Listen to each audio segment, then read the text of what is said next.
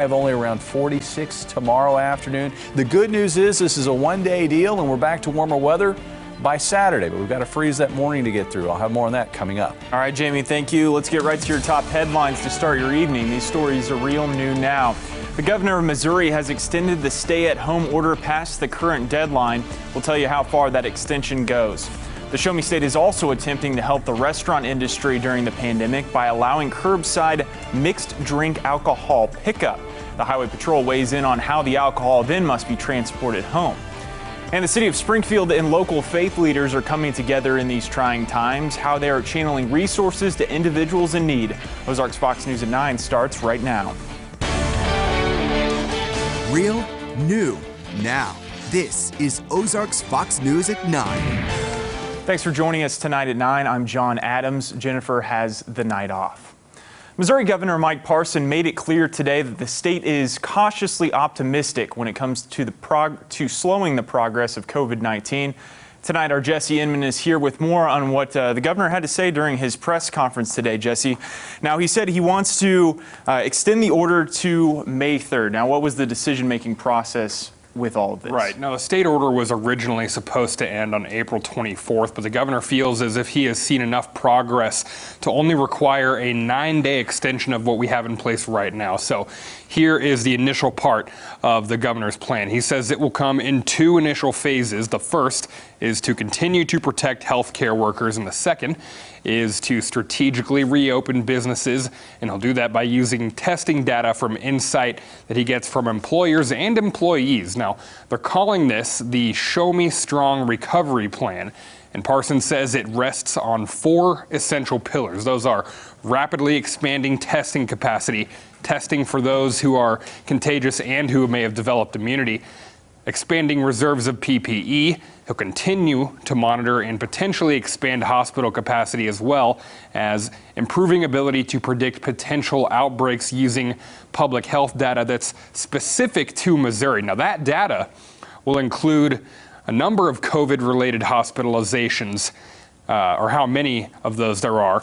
He'll take into consideration the population density as it relates to those cases, as well as lab results from those tests. Now, Parsons' press secretary fielded questions from news outlets today across the state, and the governor reiterated that once the stay-at-home order ends, getting people back to work is a priority. All right, now I want to make sure this is clear. You've said you wanted to reopen the state in phases.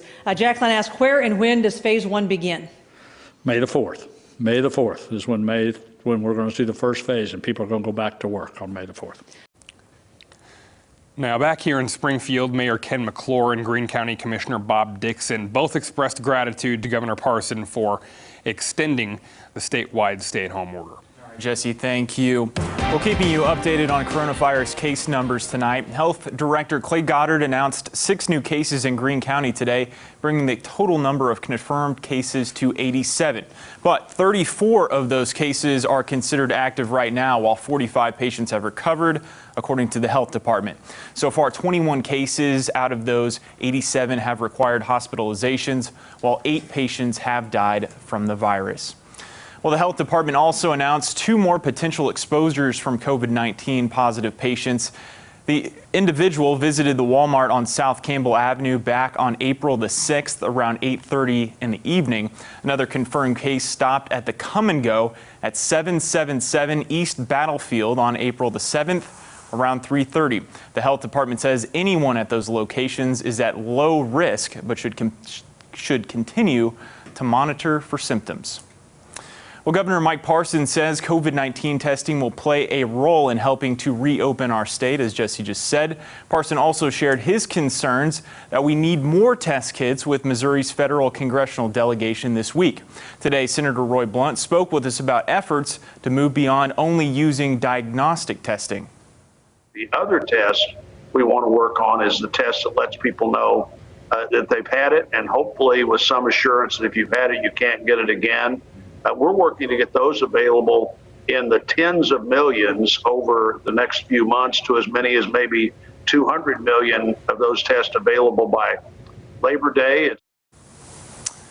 Now, if you want to hear more from the senator, you want to stick around to 9:30, you can watch his full interview there, or you can watch it now Just go to our website at ozarksfirst.com, where you can see David Oliver chatting with Senator Blunt. Well, speaking of testing, relaxed restrictions on COVID-19 testing in Greene County means more data the city of Springfield can use to make decisions. CEO of Dynamic DNA says when more kits become available, they are ready for more business. Austin O'Reilly says they are averaging about 30 to 60 tests per day, with the capacity to run up to 500 tests if they need to. Now, the quickness of the tests, in many cases, a same-day turnaround time, will help the city craft a plan for the next phase of their response. After that happens is when we can start assessing the data and actually analyzing it and figuring out how this thing's moving around, population densities of areas of effect.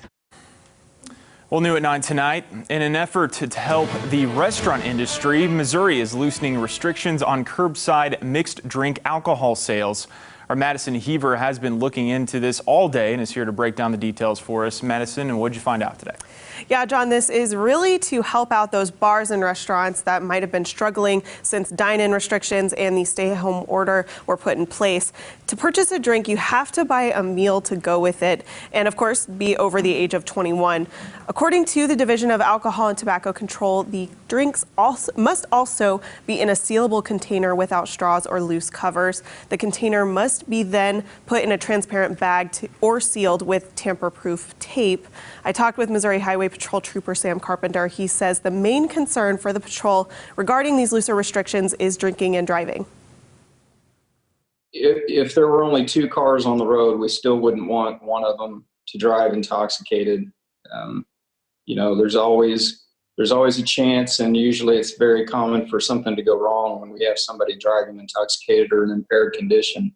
We want you to wait until you get to your destination. Enjoy your meal together as it was intended. It's still illegal, regardless of these new rules, to drink while you're driving. These looser restrictions are set to expire on May 15th, just 12 days after Missouri's statewide stay-at-home order is set to expire. All right, Madison, thank you. Well, making local news tonight, in times of crisis, people oftentimes turn to their faith for hope.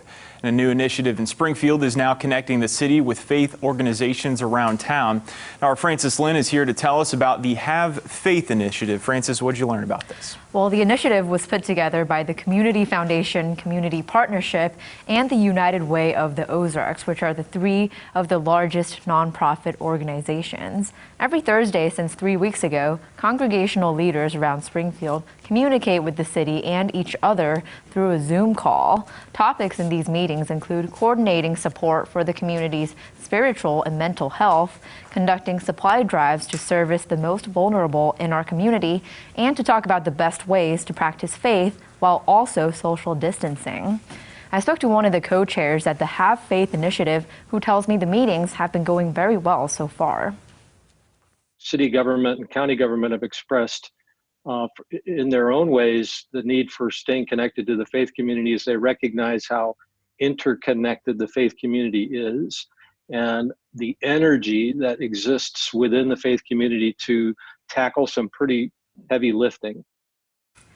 If you're a part of the faith community and want to participate in these meetings, you can contact the United Way of the Ozarks for more information. All right, Francis, thank you. Well, turning now to weather, we're going to touch base with Jamie once again. I don't know if the weather forecast got the memo that tomorrow's Friday, because it's not Friday weather tomorrow, Jamie. No, it's not. I mean, you know, when you wrap up the week heading into the weekend, you want it to be nicer than what we're looking at right now. We're looking at snow to our north across parts of northern Missouri and southern Iowa. A snowstorm there.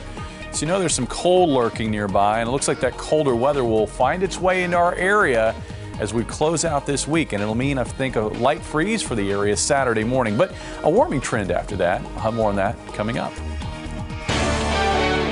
You're watching Ozarks Fox News at 9 with John Adams, Jennifer Abreu, and weather with Chief Meteorologist Jamie Warner.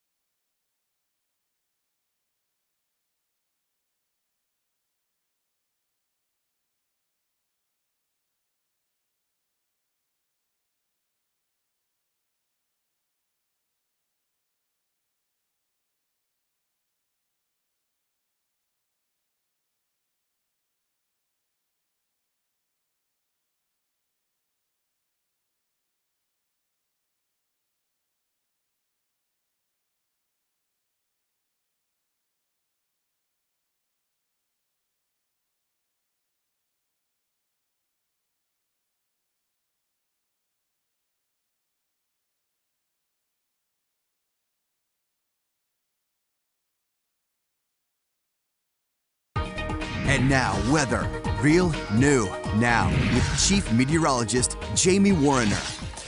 Well, I'll tell you what, the trend has been our friend the last couple of days as temperatures have been heading higher. Today, we did manage to make it close to 70 this afternoon, and this evening's not been too bad. Yeah, you might want to have a light jacket on. Temperatures have slipped back into the upper 50s, but not bad at all. In fact, here's a look at the highs today across the area. Even up into central Missouri, we had highs in the 60s, and that came with partly to mostly cloudy skies for much of the afternoon.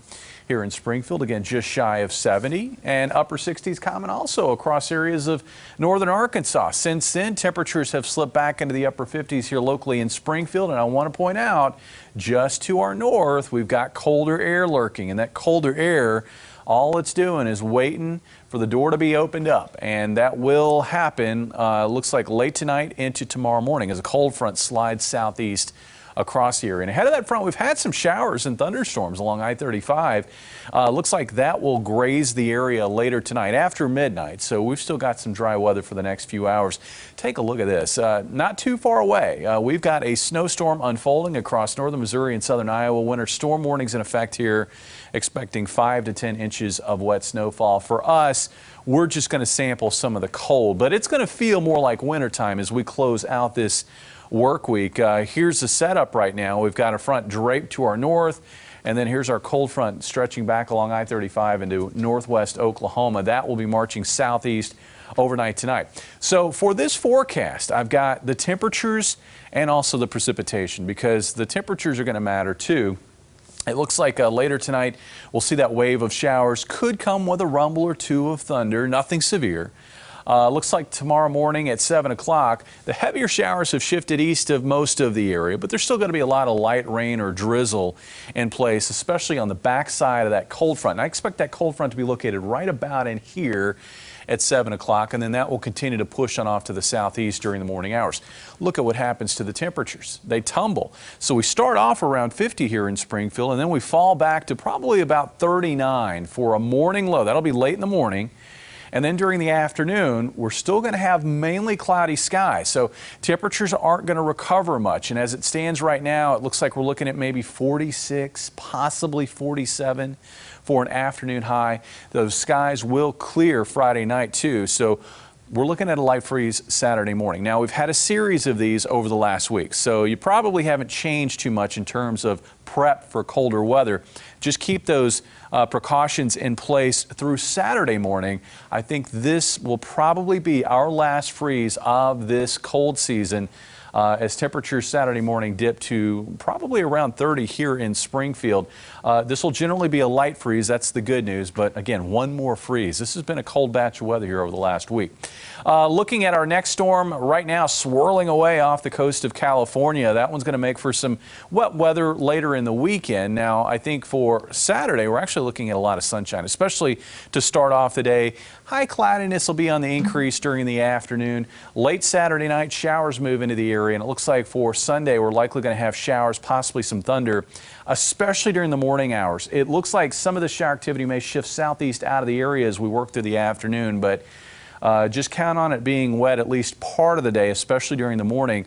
The clouds and the wet weather will have an impact on temperatures. If we can't shake free of these showers Sunday afternoon, we're looking at highs in the 50s. As it stands, I'm going to be optimistic and hope for highs in the low 60s. And once we get past the weekend, we're back to sunshine on Monday. Beautiful start to next week with highs in the upper 60s. Looks like Tuesday will be partly cloudy with highs in the low to mid 70s. And then the next storm comes through, looks like on Wednesday with showers and thunderstorms. That one will move out and no cold will follow it. Looks like highs back up near 70 on Thursday. That's going to be nice, and we're about on par for our average last freeze of the year. Yeah, April 15th is our typical last freeze here in Springfield.